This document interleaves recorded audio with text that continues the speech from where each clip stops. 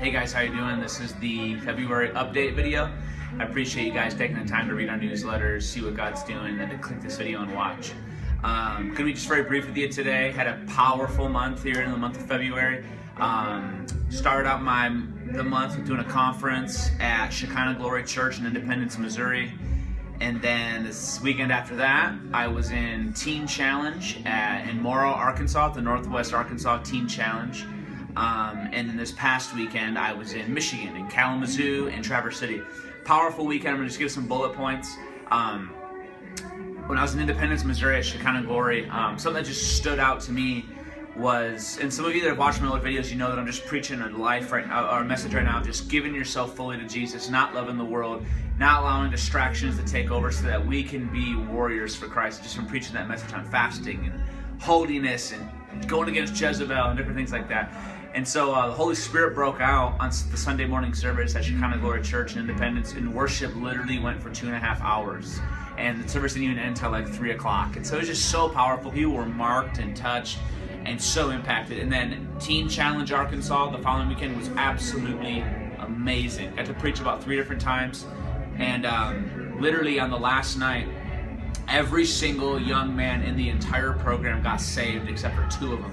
They all came to the altar, gave their lives to Jesus. It was absolutely, I can't even describe to you the power of what happened. And then on the last day that I was there, we took some of the new believers out, like young guys in Teen Challenge that have been saved for not even like 2 months, some of them. We took them into the mall of their hometown in Fayetteville, Arkansas, to evangelize and share their new faith in Jesus. Ended up talking to these 2 girls. I was with one of the young guys who had just gotten saved. We're talking to these 2 girls in the food court. They start telling us about how they've been hurt by the church, and nothing to do with religion, and just all that stuff.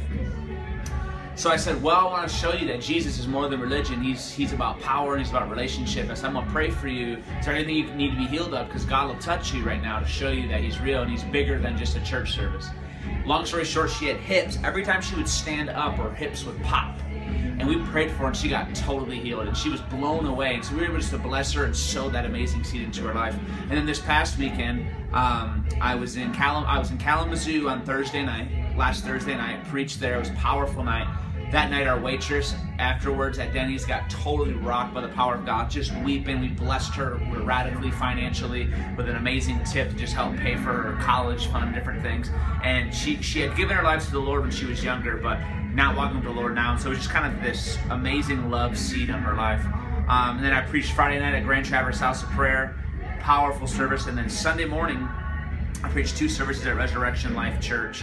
And it was just so amazing to see what God did. The ministry time after the second service was so powerful.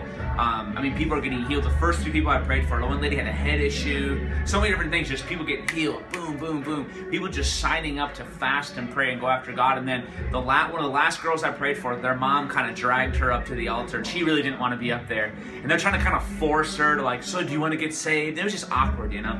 And I looked at the parents and I was like, your daughter's not ready to get saved. Stop trying to pressure her. They kind of looked at me like, what? I said, but I can pray for you to be healed, because she had really bad trouble with her lower back. So I sat her down and I gathered everyone around. This girl doesn't want to get saved, but her parents are trying to make her to. So I'm like, listen. And when I said that to her mom, listen, your daughter's not ready to get saved. It would kind of like open that door for me and her daughter where she respected me. So I sat her down and I said, do you know? I said, you know, don't you, that one of your legs are uneven? And she goes, yeah, I do, because she goes to the chiropractor for her lower back trouble. Turns out her left leg was, close to an inch shorter than the other. And I gathered as many people around as possible. I was like, listen, we're going to watch this all happen so that you know God is real. Pray for her. You guys know what happens. Shoot, her leg grows out and she is flipping out. She goes, I can't believe this just happened. I can't believe this just happened. And so I was able just to prophesy into her life and say, you know, God is after you, and you don't have to make a peer pressure decision to get saved, but he's wowing your heart, and one day you're going to turn to him. And so it's just been an amazing month. You're about to see a video also after this of a testimony that my wife had when she was down somewhere. I can't remember what happened, but I can't remember where she was, but my wife gave a prophetic word to this lady at the Secretary of State office, and it's just powerful. So stay tuned, watch this testimony. Thank you all for sowing into us and taking time to watch this video. Bless you guys. Hi guys, just wanted to share a testimony that happened today while I was out with the kids. I had to go and get Amaya's birth certificate, so I had to go down to the health department. So I had both the kids with me. I got there, pulled in, I was on the phone with my mom. I was like, Mom, I gotta go, running inside. So I go inside, I fill out the application for it, and it's the type where you can just submit it. They hand you the birth certificate within like 2 minutes. So I walk up to the counter, and it's got like the whole glass is in between you and the receptionist that's taking care of your paperwork. And I walk up, and as soon as I walked up there to hand her my application, I heard the word, or the name, Letitia. And the lady behind the glass didn't have a name tag on, so I didn't know what her name was. So I was thinking, okay, maybe that's her name. Well, then right after I thought that, I heard the Lord say she's praying for a miracle. And so she gets done doing the paperwork, and she hands me the birth certificate and says, look over it, make sure it's all the right information. So I look down and I'm like, okay, how am I going to implement this now? So I was like, this is right, thank you. And she's like, okay, have a good day. And I was like, hey, what's your name, by the way? And she ended up saying that her name was Adria. So I was like, okay, it wasn't Letitia. So I almost was just going to walk away and not even say anything. But then I was like, the Lord gave me that word that she was praying for a miracle. So I was like, this might be really weird, but the Lord told me, and I said this, I was like, the Lord told me that you're praying for a miracle. And she kind of sat back like this for a second, and I was like, oh no, maybe I'm like totally off right now. And I continued, and I was like, maybe it's a healing, or maybe it's a financial breakthrough that you're needing, but the Lord told me you're praying for a miracle. And as soon as I said that, she started crying. And I just quickly, I didn't even ask her, I just said, my name's Landri. I reached my hand under the glass, and I grabbed her hand, and I prayed with her, and I just commanded that breakthrough to come forth, because I knew that the Lord had heard her prayers, and I knew that He was going to answer, and I told her that.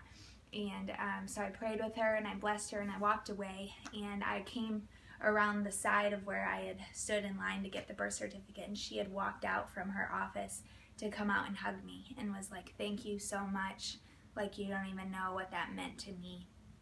And I was like, yeah, bless you, like the Lord hears your prayers, keep praying. And so anyways, I gave her a hug and walked away, and my son wanted to keep climbing the stairs that was in there. He kept seeing all the stairs.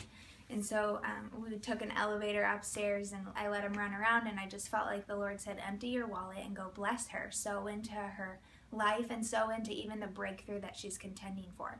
So I had $26, and I was like, okay, I'm just gonna go give this to her. This might be really crazy, she might not even receive it, but I want to be obedient. So I grabbed a little sticky note at the front, and I wrote my number on it and my name, and I went back to the window where she was, and I stuck the sticky note to the money, and I handed it to her. And right away she was like, I can't take this from you. Like, she was fighting me over it. She's like, I'm not taking this. And I was like, the Lord wants to bless you. This is all that I have. It's only $26, just take it. I was like, I put my name and number on the sticky note. I want you to text me or even call me when you receive this breakthrough, because I know that the Lord's going to send it, and I'm going to be praying for you. And so finally, after struggling for a couple minutes, she finally took the money and was just like, thank you so much. And I just blessed her and told her, you know, I'm continuing to pray for you, and I'm excited to hear the testimony that's going to come forth in this. So that's the story, and yeah.